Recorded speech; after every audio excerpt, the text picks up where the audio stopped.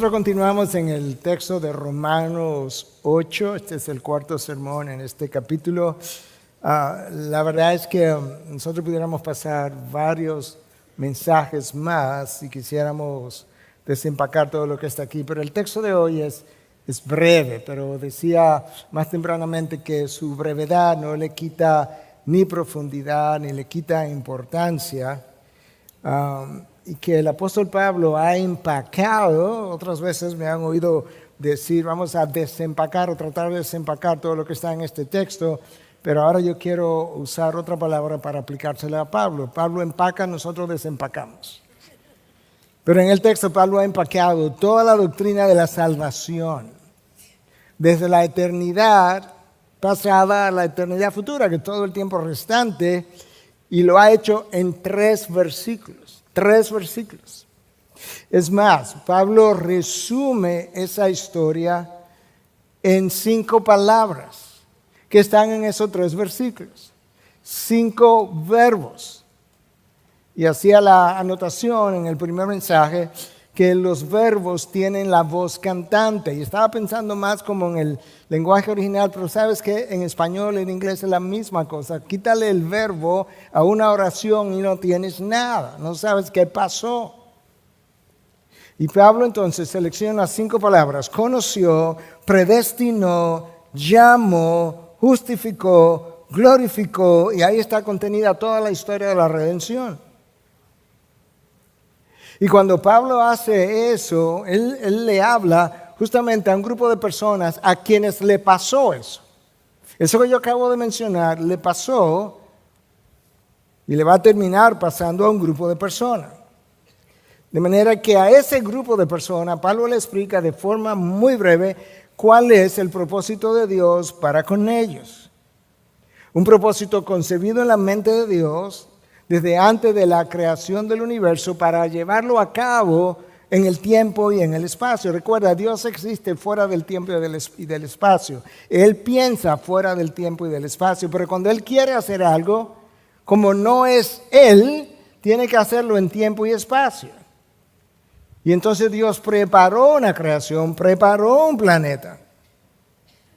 Y ahora Pablo nos está tratando de ayudarnos a entender cuál fue ese propósito en la mente de Dios para con sus hijos. Lo que Pablo hace es desplegar la doctrina de la predestinación en 3 versículos. Esta es una doctrina que ha sido amada por muchos, ha sido rechazada por quizás muchos más, pienso yo, e incluso ha sido odiada por muchos también. Y recordaba en el primer servicio que creo que fue esta semana, yo he estado tratando de, a veces con mis propias palabras, a veces con palabras de otros, de hablar mucho del plan de salvación de Dios. Porque justamente yo creo que Dios nos llamó como embajadores de Cristo, como si Él rogara por medio de nosotros, reconciliados con Dios. Y mencionaba o traduje una frase de J.C. Riley, uno de los pastores reformados del pasado, muy conocido. Y Riley decía, a menos que un hombre nazca de nuevo, llegará el día cuando él deseará nunca haber nacido. Alguien leyó eso y me respondió. Me dijo que eso eran palabras viles de parte de un hombre vil. Y la verdad es que cuando tú lees la palabra te percatas de que la doctrina de la predestinación no es difícil de entender. Yo no estoy hablando de por qué Dios escogió a uno y no a otros. No, estoy hablando de lo que Él revela. Eso no es difícil de entender. Lo que es difícil es de tragar.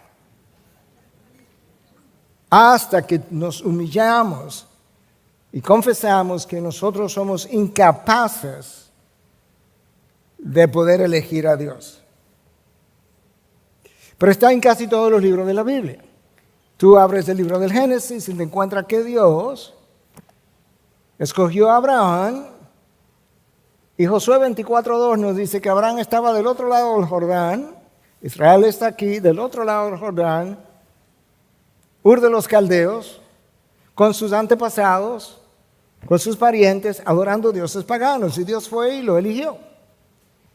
¿Por qué no eligió a Taré, su padre? ¿Por qué no eligió a su hermano? ¿Por qué? Porque sí, como dice en inglés, because.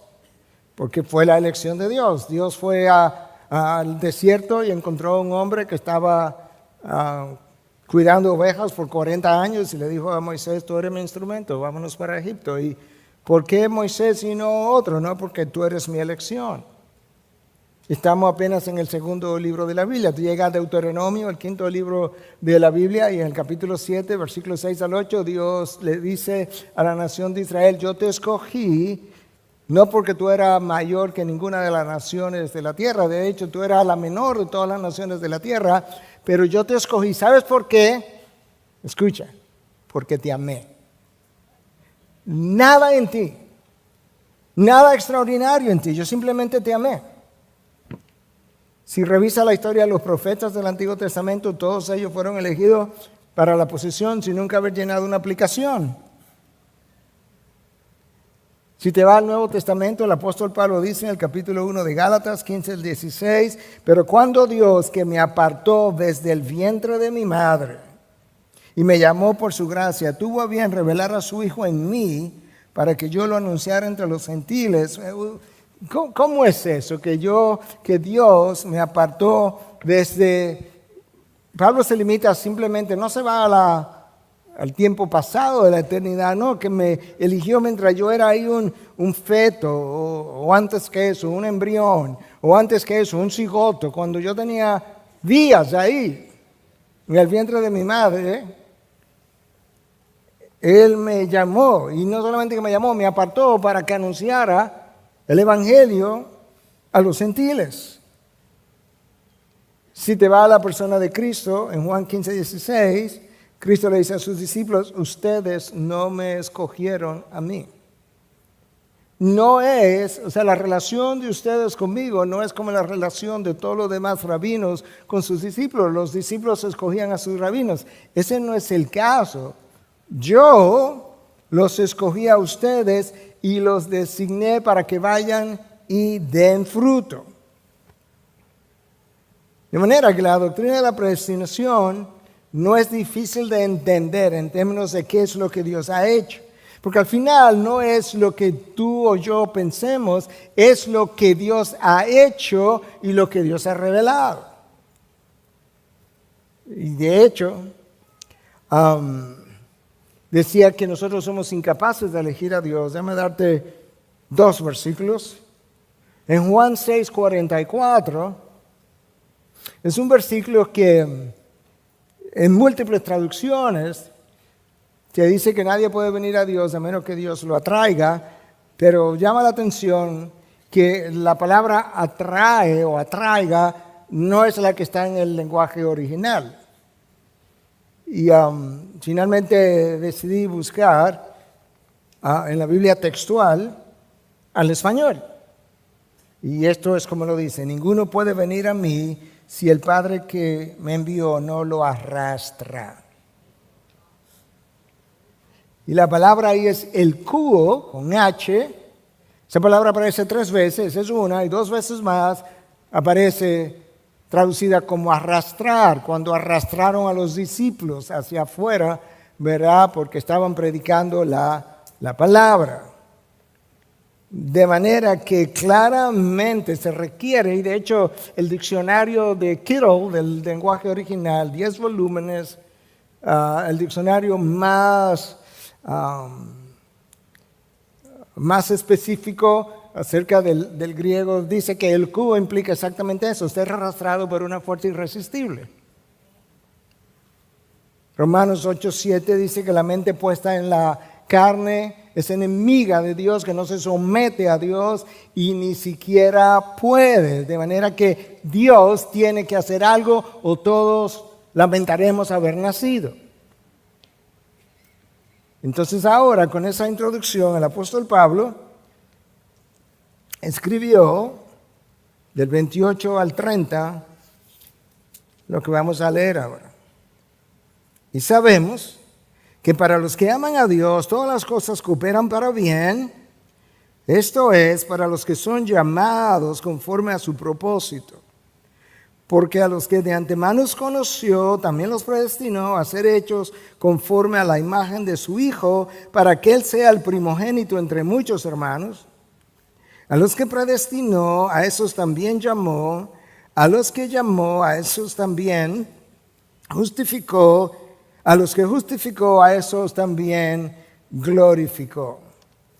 El título de mi mensaje en esta mañana está basado justamente en lo que acabamos de leer. Y es el propósito de Dios para con sus hijos. En ese texto que yo leí, Pablo le está hablando a un grupo de personas. No le está hablando a todo el mundo. Le está hablando a aquellos o que son creyentes ya o van a terminar creyendo.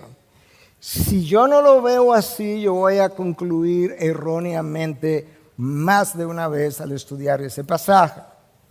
Entonces Pablo comienza identificando al grupo a quien él se está dirigiendo. ¿Y ese grupo cuál es?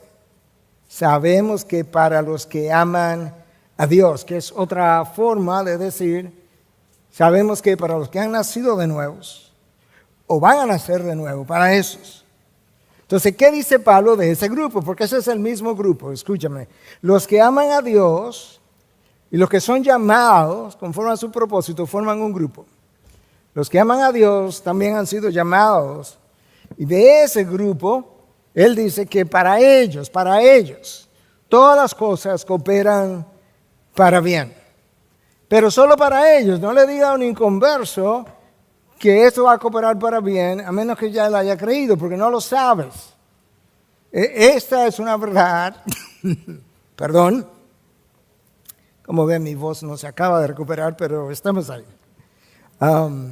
Las cosas van a cooperar para bien para ese grupo. Ahora escucha algunas de las cosas que el texto no dice. No dice que todo va a contribuir a que tú prosperes financieramente, o que tu salud se mejore, o que todas las cosas van a cooperar para que tú no tengas dolor o no tengas sufrimiento. Ni siquiera dice que todas las cosas que le ocurren a los que aman a Dios van a salir bien. No dice eso. De hecho, frecuentemente no es así. Recuerda que Cristo fue crucificado y Pablo fue decapitado. Ahora recuerda que estamos todavía, no nos queremos adelantar, todas las cosas, vamos a ir casi palabra por palabra o idea tras idea, todas, la palabra todas, ¿sabe qué significa todas? Ahora déjame ilustrarte, no de manera exhaustiva, pero de manera ilustrativa, ¿cuáles son todas esas cosas?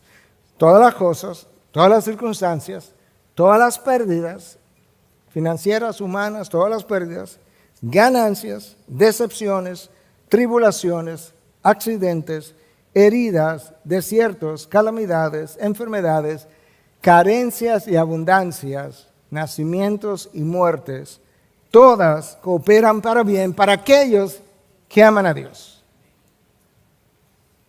Pero hermanos, cuando nosotros vimos eso, nos preocupa, sobre todo en el contexto de, wow, pero un sufrimiento, un cáncer, un accidente que termina con la vida de varias personas. Hermanos, ¿sabes por qué nosotros pensamos de esa manera? Porque nosotros no acabamos de entender que el mayor problema del ser humano no es su sufrimiento físico ni su muerte física. Es la iniquidad de su alma. Y es la muerte espiritual de manera eterna. Tu sufrimiento físico te separa de tu salud o quizás te separa de tu quehacer diario por un tiempo. Tu iniquidad se separa de Dios de manera temporal o de manera permanente. Dios sabe eso. Por eso es que Dios no está tan preocupado por lo que son las cosas físicas que nos causan dolor y sufrimiento y pérdidas a ninguno de nosotros. Todas las cosas cooperan para bien, para aquellos que son llamados conforme a su propósito. Recuerda que son los mismos, esos dos. Rápidamente, la venta de José a manos de sus hermanos, algunos calculan 14 años en la cárcel, después de haber hecho lo correcto con relación a la esposa de Potifar. ¿Sabes qué? Cooperó para bien, no solamente para salvar a un número de personas, pero si tú revisas la historia con cuidado, José era el niño lindo de papi y mami. José es el que tiene este sueño donde él ve a sus hermanos que se postran delante de él y luego va y se lo cuenta. Pero si José va a llegar a ser la mano derecha de Faraón, a él hay que preparar su carácter, porque si no el poder lo va a embriagar. Y cooperó para formar el José que nosotros vemos en la Biblia. Los 40 años en el desierto formaron el carácter de un hombre que tenía que liderar una nación por 40 años en el desierto en medio de las carencias y de sus quejas.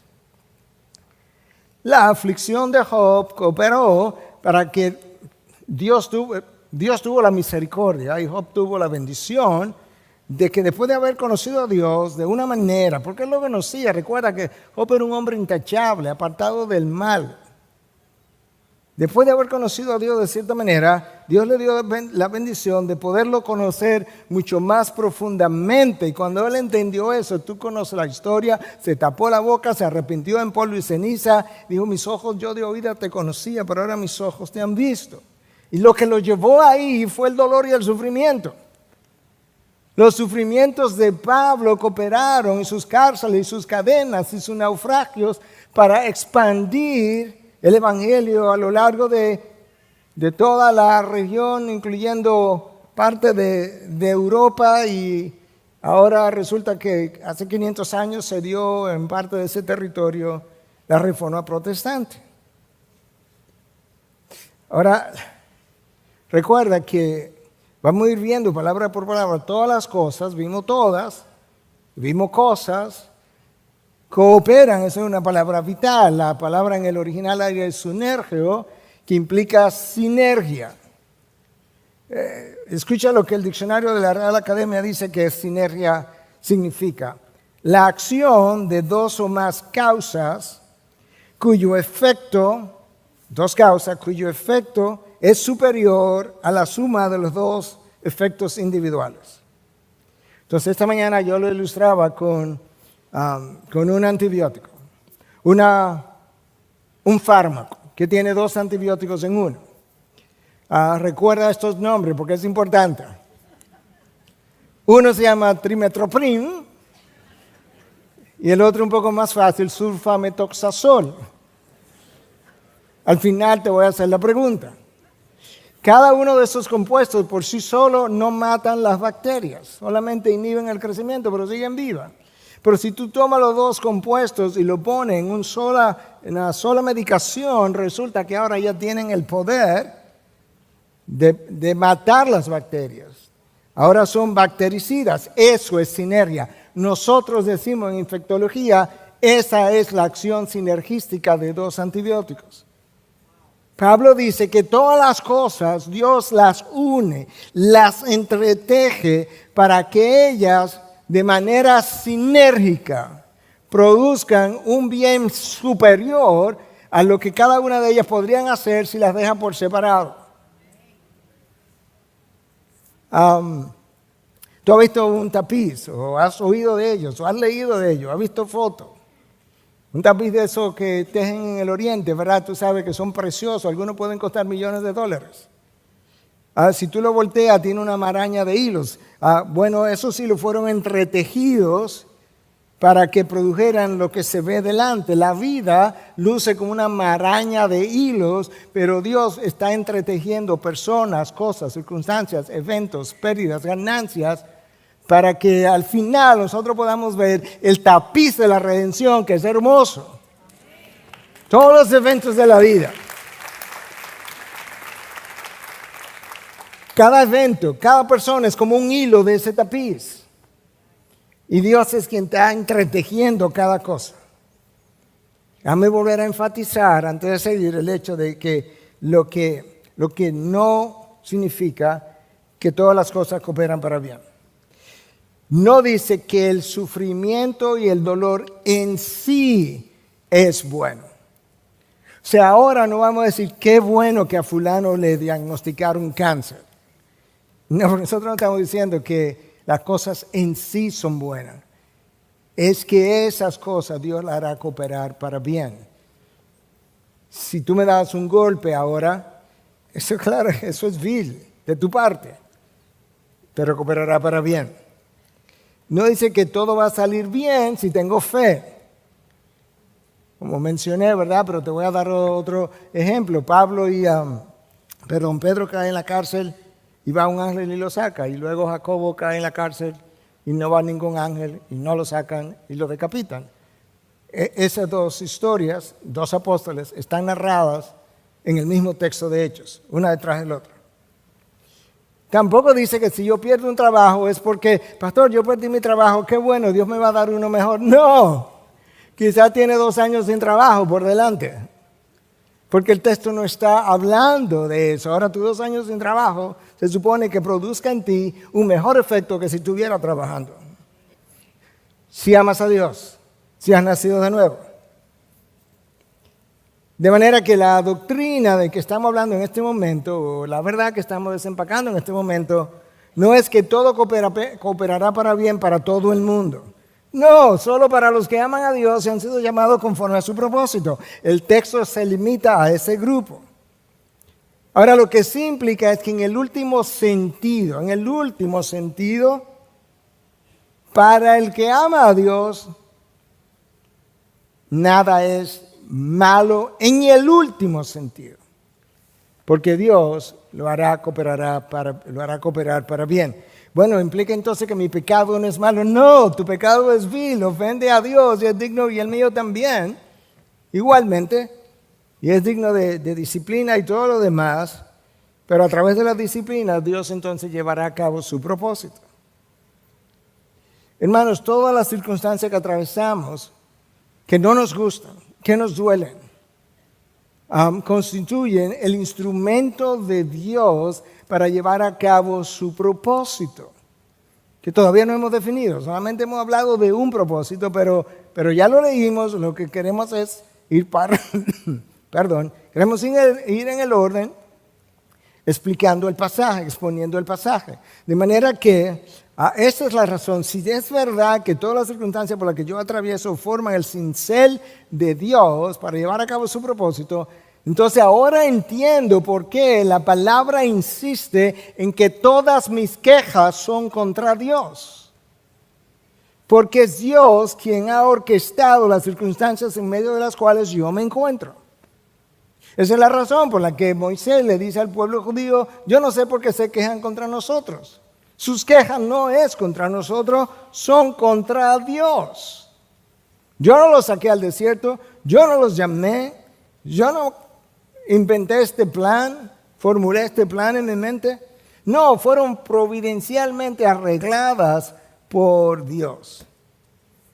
Entonces, ¿cuál es el propósito de Dios? Bueno, versículo 29, para ser hechos conforme a la imagen de su Hijo. Pero antes de seguir avanzando, vamos por partes. Estamos diciendo que todas las circunstancias cooperan para bien.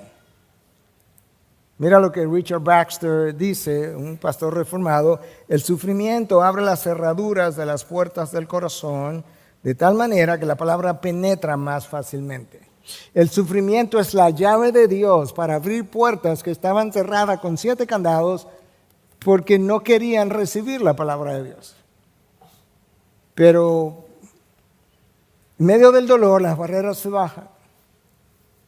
Recuerdo todavía hablar con esta señora que había resistido mucho entregar su vida al Señor.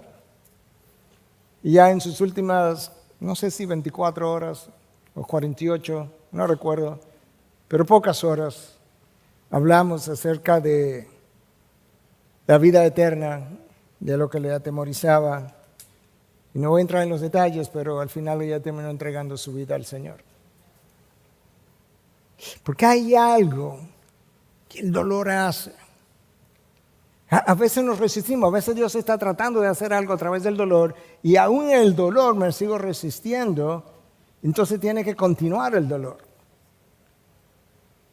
Pero decía alguien, de forma anónima, los mejores sermones que yo he oído no han sido predicados desde púlpitos, sino desde camas. Las verdades más profundas de la palabra de Dios han sido enseñadas por corazones humildes que han pasado por el seminario de la aflicción. Yo he tenido gente que me escribe o me llama, pastor, estoy tratando de entrar al seminario tal, usted me puede ayudar, usted me puede hacer una llamada, puede hacer una carta de recomendación. Pastor, ayúdame a conseguir una beca en tal lugar, pero nadie me ha llamado nunca para que lo ayude a entrar al seminario de la aflicción. O para que le consiga una beca en el seminario de la aflicción. No, gracias. Yo tengo amigos que la pueden necesitar la beca, yo le aviso. Déjame leerte esta historia para que puedas ver cómo las camas pueden constituirse en púlpitos. Hubo un pastor norteamericano, Harry Ironside, murió en 1951, no tan lejos atrás la historia. Fue muy conocido, fue muy influyente, un gran predicador. Cuando estaba joven, él fue a visitar a un hombre de Dios llamado Andrew Fraser. Se encontraba en su etapa final de tuberculosis y no había tratamiento y lo que había era no suficiente. Y aunque él se le dificultaba respirar, él fue y lo visitó. Y Fraser hizo un esfuerzo para conversar con Ironside. Le dice, joven, estás tratando de predicar a Cristo, ¿verdad? Sí, respondió él. Entonces, siéntate un momento y hablemos acerca de la palabra de Dios.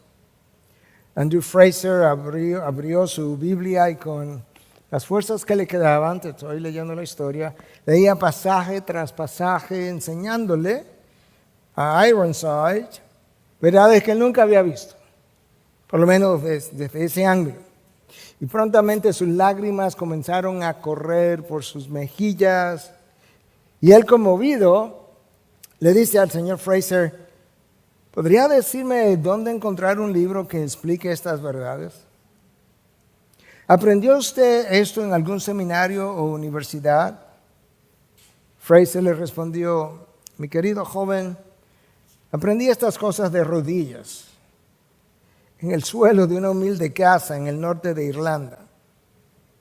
Allí, con mi Biblia abierta, frente a mí, pasaba horas arrodillado pidiendo al Espíritu de Dios que revelara a Cristo a mi alma y abriera su palabra a mi corazón. Él me enseñó más en esos momentos, en ese suelo de tierra, que todo lo que podría haber aprendido en los seminarios o universidades del mundo. James Montgomery Boyce, en su comentario, habla de esta historia y dice lo siguiente, ese es el secreto. No es inteligencia, ni instrucción extraordinaria o grados académicos. Es tiempo pasado con Dios. Dios le abre el corazón o los ojos del entendimiento, dice Boyce, solamente a personas que se sientan a los pies de Jesús. Hermano, ¿tú lees tu Biblia? ¿O tú te sientas a los pies de Jesús a leer tu Biblia? ¿Tú lees tu Biblia o deja que la Biblia te lea a ti y te convenza del pecado que está mal, de lo torcido que está, de lo que está ofendiendo a Dios? Créeme, Él lo hace, lo ha hecho conmigo, lo puede hacer contigo. La tuberculosis y la cama de Andrew Fraser sirvieron para moldear la mente y el corazón de un gran predicador de la palabra. Pero ¿sabes qué? Él tenía que entender que todas las cosas, incluyendo enfermedades y camas, cooperan para el bien, para el cual yo fui creado, desde toda la eternidad pensado por Dios, para los que aman a Dios y fueron llamados conforme a su propósito. Entonces, pastor, finalmente díganos, que estoy como ansioso de saber para cuál bien es que cooperan. Si no es para mis finanzas, ni mi salud, ni para que todo me vaya bien, el texto responde. Versículo 28 comienza diciendo, ¿verdad? Que todas las cosas cooperan para bien para aquellos que son llamados conforme a su propósito. Bueno, la pregunta es, ¿cuál es ese propósito? Versículo 29. Porque a los que de antemano conoció, primero me conoció Dios, también los predestinó a ser hechos conforme a la imagen de su Hijo. Ese es el propósito.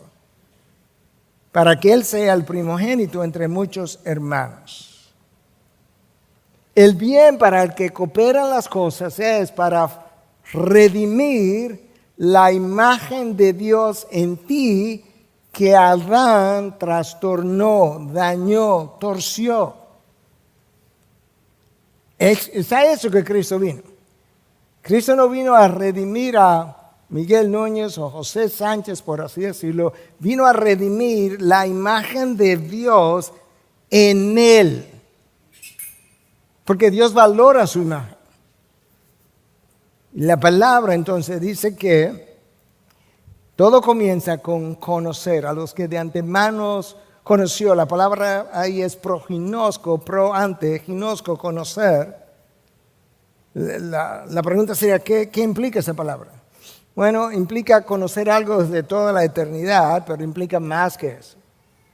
Porque los estudiosos del lenguaje original nos dicen que proginosco, cuando se usa en relación a alguien, frecuentemente significa conocer y relacionarme con alguien, e incluso puede significar cuidar y amar a alguien. La Sextuaginta, que es la versión griega del Antiguo Testamento, cuando tú lees Génesis 4.1, dice que conoció a Adán a su mujer, la palabra ahí es proginosco, conoció a Adán a su mujer, Eva, la cual concibió y dio a luz a Caín. De manera que ahí implicó una intimidad, una relación íntima, la palabra proginosco. En Oseas 13.5, el texto dice, yo te cuidé en el desierto. Pero el original en hebreo dice, yo te conocí en el desierto. Eso es proginosco. Pero los traductores la tradujeron como cuidé, porque proginosco puede significar conocer a alguien tan bien, tan íntimamente como Adán conoció a Eva, como puede significar cuidar y amar a alguien. Y esa palabra aparece 6 veces en el Nuevo Testamento. En 2 de esas veces implica conocer de antemano. Hechos 26.5 y 2 de Pedro 3.17. Conocer de antemano. Las otras 4 veces que aparece la palabra implica conocer de antemano, pero una relación, tener una relación con alguien. Y Daniel Doriani, comentando acerca de estas cosas, dice que la palabra proginosco más probablemente significa que Dios amó y cuidó a los suyos antes de predestinarlo. Recuerda que el texto dice, a los que conoció, predestinó. Antes de predestinarlos, Dios conoció a los suyos. Como los conoció, recuerda que implica amar, cuidar. Como los conoció, como los amó, entonces los predestinó. El texto de Jeremías 1.5 puede ilustrar algo de esto. Antes de que yo te formara en el seno materno, te conocí. Y antes que naciera, te consagré o te aparté. Y te puse por profeta a las naciones. Tú no eras, como yo decía, ni siquiera un feto, y ya yo te conocí. ¿Sabes por qué, Jeremías? Porque yo te entretejí en el vientre de tu madre. Y mientras hacía eso, te aparté, te consagré y te puse por profeta a las naciones. De manera que en el contexto de Jeremías 1.5, proginosco, conocer, implicó consagrarte, apartarte, separarte. Lo que Romanos 8.29 me está diciendo es que Dios me conoció, me consagró, me apartó, puso su amor especial sobre mí. De manera, hermano, que si tú eres nacido de nuevo, Dios te conoció desde toda la eternidad y en Él segura en Él es guardada tu alma, como cantábamos. Ahora tú puedes entender por qué Dios le puede decir a Israel Jeremías 31:3, con amor eterno te he amado. ¿Cómo con que con amor eterno te he amado? No solamente que te he amado, por eso te he sacado con misericordia. Por eso, como te amé desde la eternidad, ahora en el tiempo y en el espacio, te estoy sacando al desierto y liberando de tus problemas. ¿Y cuál fue tu intención, Dios? Cuando me amaste de la eternidad pasada, me concebiste, me pensaste, porque yo sabía lo que iba a ocurrir, yo sabía lo que Adán iba a hacer, yo sabía cómo iba a distorsionar mi imagen, pero no iba a dejar mi imagen distorsionada, trastocada en ti. ¿Por qué no, Dios? Porque te amé. Escúchalo otra vez, versículo 29, porque a los que de antemano conoció, también los predestinó a ser hechos conforme a la imagen de su Hijo, para que Él sea el primogénito entre muchos hermanos. A los que conoció, predestinó. La palabra predestinar implica marcar un límite. Yo estaba aquí en el grupo de la humanidad entera y Dios marcó un límite y me pasó por este lado, me apartó. Primero me conoce allá y luego me aparta. ¿Y para qué me apartó?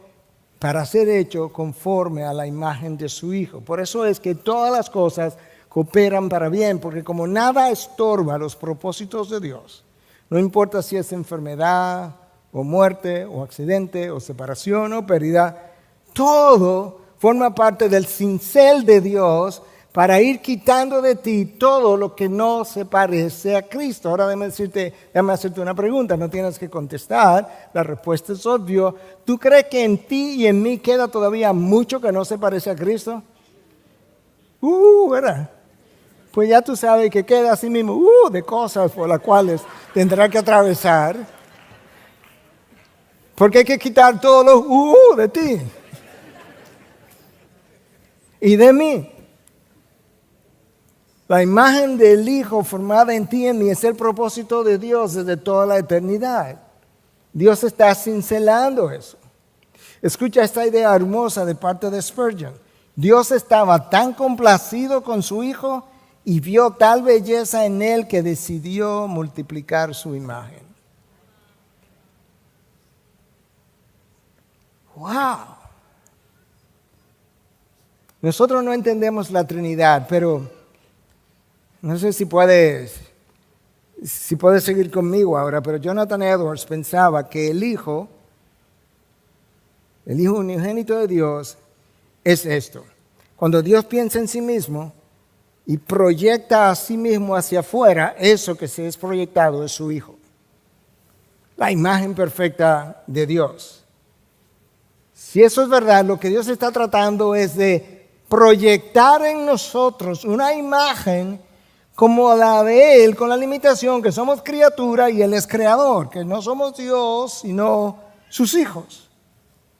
Y esa multiplicación era el plan de Dios en el Edén. Por eso le dijo, sed fecundos y multiplicados, llenad la tierra. Llena la tierra de mi imagen. Pero como Adán falló, Dios dijo, sí, pero mis propósitos son eternos y no son estorbables, de manera que enviaremos la Trinidad, un segundo Adán, para que la tierra sea poblada de su gloria. ¿Cómo tú crees que la tierra va a ser poblada de su gloria? Cuando la tierra sea llena de la imagen de Dios en los 4 puntos cardinales. El Espíritu Santo mora en ti y cincela en ti desde adentro. Entonces Dios me conoció, me predestinó. ¿Y qué hizo Dios con aquello que predestinó? Bueno, la respuesta está en el versículo 30. A los que predestinó, a esos también llamó. A los que llamó, a eso también justificó. A los que justificó, a esos también glorificó. Ok, entonces me predestinaron y luego me llamaron. Tenemos que hablar de esa palabra. Recuerda que eran 5 verbos. Este es el tercero de los 3. Entonces llamó. Esa palabra ahí en el original, vamos a tratar de explicar lo que encontramos en la palabra acerca de cuando Dios llama. Hay un llamado general para todo el mundo. Cuando Cristo vino, Él predicó el Evangelio y lo predicó indistintamente. Y el llamado fue a todo el mundo. Pero lamentablemente la gente no responde al llamado general. Y mencionaba como una ilustración que me vino a mi mente en el momento. Y tú sabes que usualmente en tiempos de elecciones las autoridades llaman a que la gente vaya a votar, pero la mayoría de la gente no va a votar, porque el llamado general no funciona. Bueno, escucha lo que dice Hechos 17:30. Por tanto, habiendo pasado por alto los tiempos de ignorancia, Dios declara ahora a todos los hombres en todas las partes que se arrepientan. Dios dice, de diferentes formas, yo llamo a los hombres a que se arrepientan en todos los lugares, a través de todas las épocas. Ese es un llamado general, pero la gente no responde. Entonces, como la gente no responde, y la razón por la que no responde es por la misma razón que en los tiempos de Jesús, a Jesús no lo recibieron, porque amaron más las tinieblas que la luz. Juan 1. Entonces Dios tiene que hacer un llamado eficaz, que es otro llamado, un llamado personal y específico. Pudiéramos decir un llamado efectivo, pero en teología le llamamos llamado eficaz. ¿Y qué implica eso, pastor? Que Dios no simplemente te extiende una invitación y te dice, bueno, si tú quieres venir, tú vienes, y si no, no venga. No, porque nadie va a venir, porque nadie puede venir. La mente no busca a Dios, no se somete a Dios y ni siquiera puede. Entonces, ¿qué implica el llamado eficaz? Que Dios no solamente te llama, sino que te capacita para que oigas, entiendas al llamado y respondas al llamado. Bueno, imagínate que Cristo se para frente a la tumba de Lázaro. Lo único que Él va a hacer es llamar. Ahí está el cadáver. Lázaro, sal fuera. Lázaro adentro.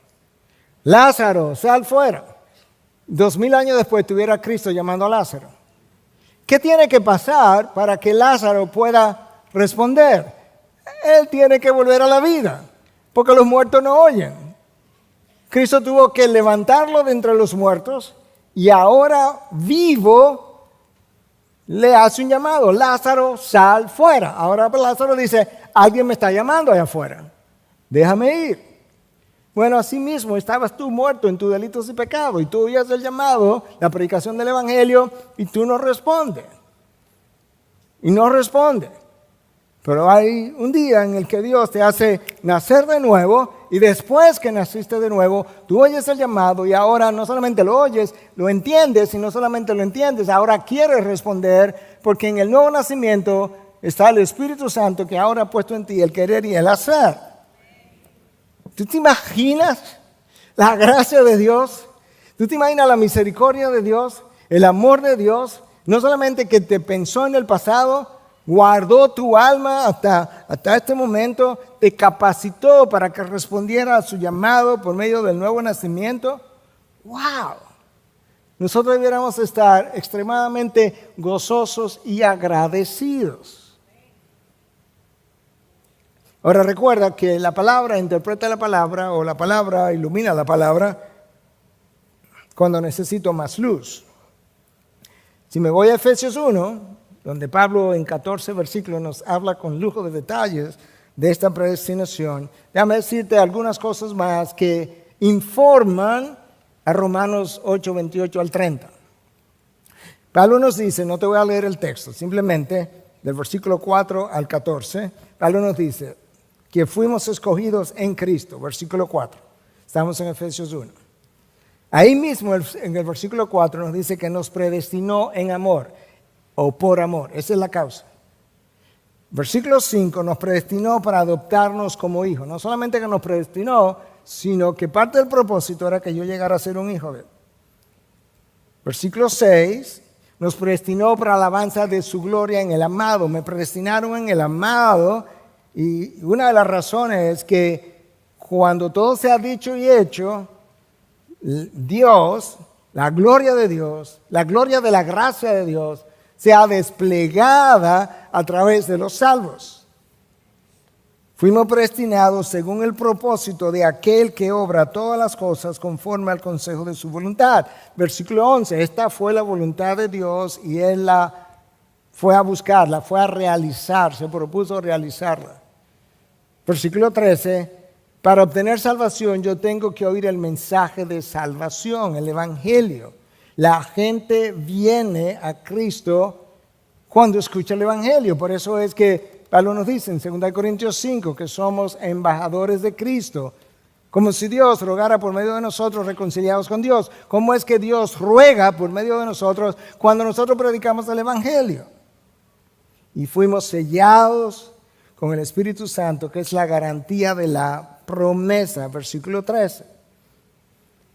Ok, ahora entendí el llamado. Conoció, predestinó, llamó, pero el texto también dice que a los que llamó, justificó. Entonces esto es como se da. A los que Cristo conoció, a eso predestinó.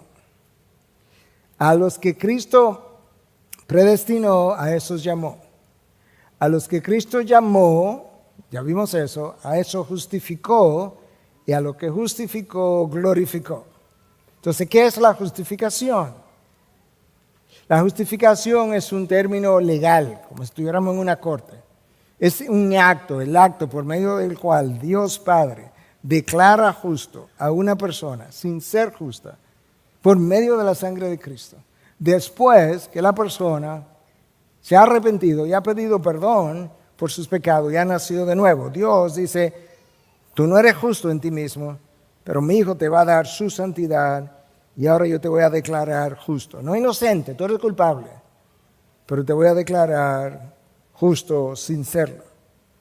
Hermanos, cuando Cristo fue a la cruz es donde Cristo nos justifica.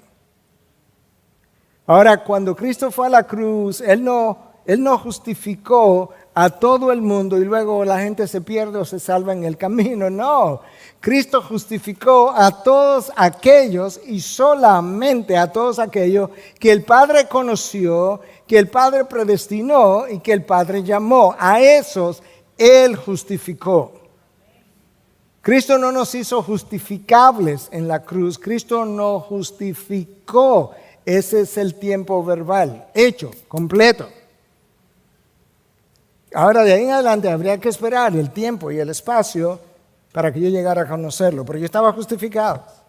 Esa es la razón por la que cuando Cristo está terminando la odisea de la cruz dice consumado es, tetelestai, yo no tengo más nada que hacer. En el tiempo y espacio ustedes tendrán que poner la fe en mí, pero en cuanto a mí, yo terminé mi obra, consumado es. Nada más. ¡Wow! Y ahora entonces llegó el tiempo y yo creí en ese Cristo, creí en su cruz, creí en su resurrección, creí que Él murió en mi lugar. Y ahora el texto dice que me glorificó. Pastor, pero la glorificación no ocurre cuando los cuerpos que han muerto se levantan al día final y se unen con nuestras almas. Exactamente. Tu glorificación no es cuando tu alma entra en gloria. No. Esa es la introducción del proceso. La glorificación es cuando hemos terminado. Cuando tu cuerpo se levanta y se une con tu alma. Entonces, déjame explicarte cómo es que se da de principio a fin. No hay nada creado. En la eternidad pasada, la Trinidad concibe un plan para llevarse a cabo. Para llevar a cabo el plan hay que tener un lugar. Se crea el universo. Es como el director de la obra necesita un lugar donde llevar a cabo su obra. Eso es como Juan Calvino lo concebía. Se crea el teatro. Y entonces los primeros dos actores son Adán y Eva. Pero los actores fallaron, pecaron, se apartaron de Dios, arruinaron su imagen, lamentablemente. Pero no puedes estorbar los planes de Dios, de manera que desde Génesis 3:15 se anuncia, no lo vamos a dejar así. De manera que esto fue lo que el primer Adán hizo, pero esto es lo que el segundo Adán va a hacer. De manera que la simiente de la mujer va a venir en el tiempo y espacio y va a redimir la imagen en aquellos que yo conocí, aquellos que yo predestiné, aquellos que yo llamé. De manera que cuando Cristo viene, nacido de mujer, bajo la ley, Galatas 4:4, Él viene, nace, crece, cumple con toda la ley, y ahora que cumplió con toda la ley, va a la cruz, ofrece su sacrificio por el perdón de mi pecado, resucita y un día yo nazco de nuevo, como ya explicamos, perdón. Después que tú naces de nuevo, ¿sabe qué pasa? El proceso de redención de la imagen de Dios apenas ha comenzado. Hasta que no nazca de nuevo, tiene la imagen de Adán, que es una imagen de Dios trastocada, distorsionada, corrompida. A partir de tu nuevo nacimiento comienza la renovación de la imagen de Dios, la redención de la imagen de Dios. Pero para que eso se dé rápidamente, no voy a entrar en detalles, porque eso puede tomar un par de clases todavía o de sermones. Pero para que la redención de la imagen de Dios se dé en mí, yo necesito en primer lugar, yo necesito una renovación de mi mente. Yo tengo que pensar diferente. Para vivir bien, yo tengo que pensar bien. Cuando yo no vivo bien, estoy pensando mal. Yo tengo que renovar mi mente. Romanos 12:12 es eso. Llegaremos ahí en varios meses. Yo tengo que dejar de vivir conforme a la carne. Y yo tengo ahora que someter todo mi vida y deseos y emociones y sentimientos al señorío de Cristo. Yo necesito eso para la redención de la imagen, pero yo necesito también vivir en el poder del Espíritu, porque de otra manera yo no lo puedo hacer.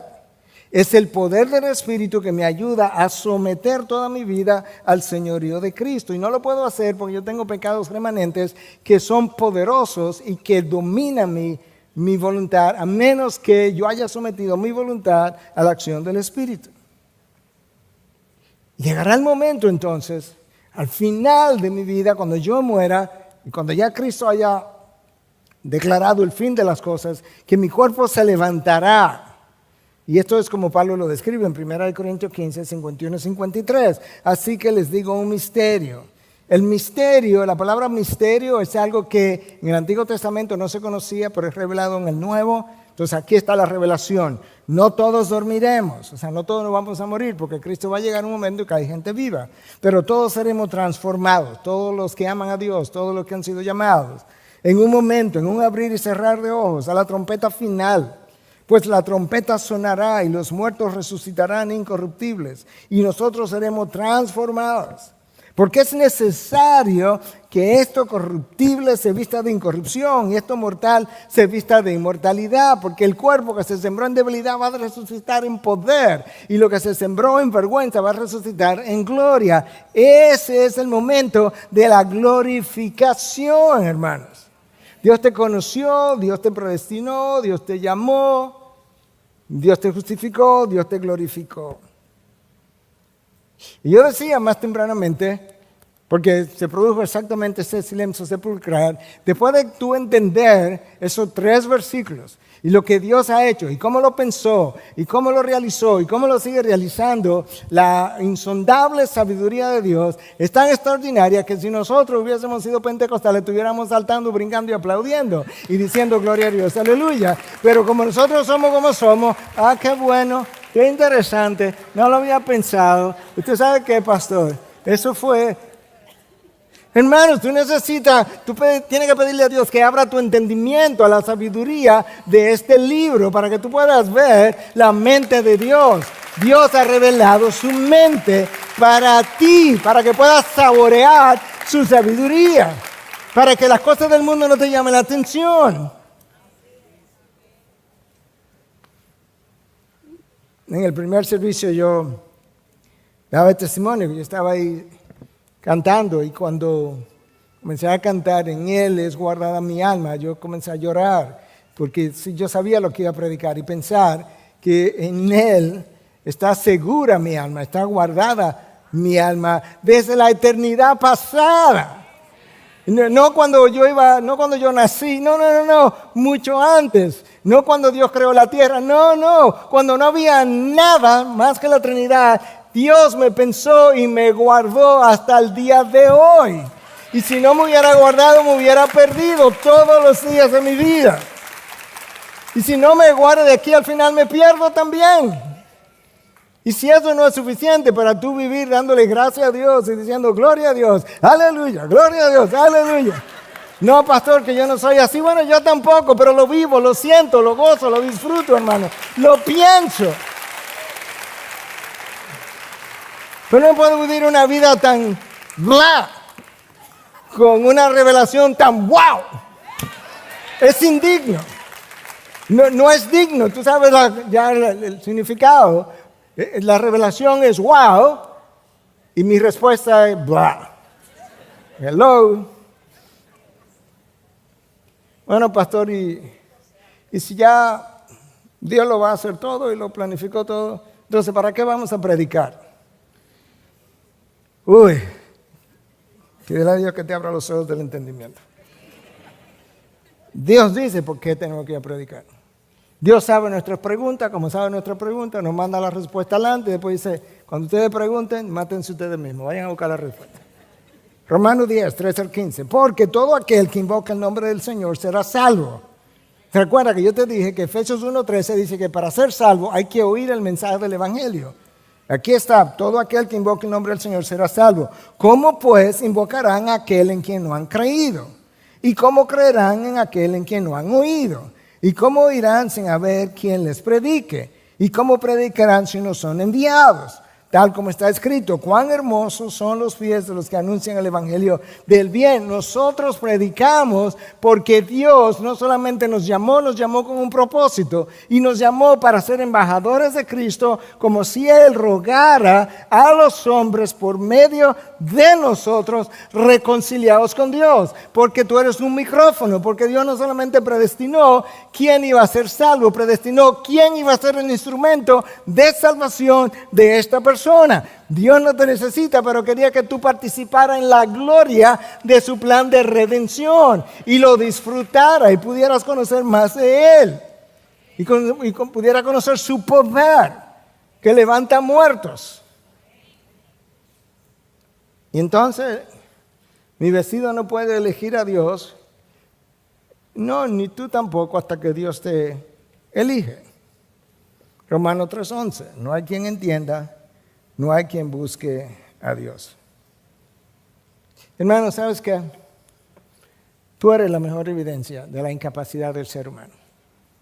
¿Sabes por qué? Porque después de nacer de nuevo, son múltiples las veces y múltiples los días en que tú ni te has acordado de Dios.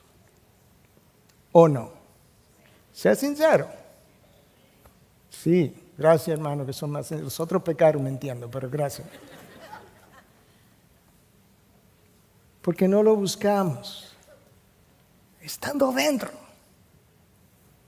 Imagínate ahora, el que no ha nacido de nuevo. Nuestros ojos son fácilmente desviados por una sola razón. Porque mientras mis ojos estén en este mundo, yo no puedo ver las maravillas de aquel mundo. Ni me interesan. Hermanos, el apóstol Pedro, ya tengo que cerrar, 2 de Pedro 1:4, nos dice que Dios, por su gracia, escucha, nos ha concedido, es una concesión, sus preciosas y maravillosas promesas. A mí me encanta leer la palabra porque esa gente habla con un vocabulario que nosotros no hablamos. Nosotros decimos, tienen que creer la promesa de Dios. Pedro dice, espérate, que tampoco así. Sus preciosas y maravillosas promesas, a fin de que ustedes lleguen a ser partícipes de la naturaleza divina. ¿Tú estás oyendo? Que nosotros nos están llevando a ser partícipes de la naturaleza divina. No a ser Dios, pero partícipes de la naturaleza divina, habiendo escapado de la corrupción que hay en el mundo por causa de los malos deseos. ¡Wow! Y nosotros no escapamos, a nosotros nos sacaron de ese mundo donde queríamos quedarnos. Y Pedro te dice, Dios te ha hecho una concesión y te ha hecho partícipe de la naturaleza pecadora. Hermano, si tú entendieras eso, si tú saborearas eso, verdaderamente, todos los días, tú te levantaras con el único deseo, no con el deseo, el único deseo, de que ese día tú lo puedas vivir completamente para la gloria de quien te sacó del fango cenagoso. ¿O tú no te acuerdas dónde estabas? ¿O tú no te acuerdas lo que hacías? ¿Tú no te acuerdas cómo pensabas? De ahí te sacó Dios. Y tú fuiste pensado y creado al igual que el universo entero, para dar gloria a Dios. De manera que si el universo material, sin vida, puede glorificar a Dios, puede servir de espejo para reflejar de regreso a Dios su gloria, imagínate lo que nosotros con su imagen pudiéramos hacer. Y esa es la razón por la que si la creación hace eso, tú también y yo también, no en la iglesia, no en un día, no en un sermón como este, todos los días, en todo lo que hago, en todos los lugares y de todas las formas. De manera que yo pueda glorificar con la creación a mi Salvador. A Él le pertenece el honor y la gloria por los siglos de los siglos. Su pueblo dice, amén, amén. Padre, gracias.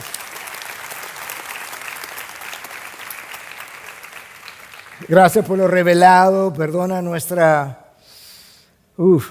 iniquidad al no responder a la altura de nuestro llamado, como hemos visto hoy. Que la creación nos sirva de ejemplo y nos humille al verla todos los días reflejando tu gloria, porque si ella lo hace, yo también. Y permite que la vida de uno o de muchos, ojalá fuera de todos, oh Dios, permite que este mensaje sea un antes y un después. Para la gloria tuya, pero para bendición nuestra. En ese orden, en Cristo Jesús, su pueblo dice, amén, amén.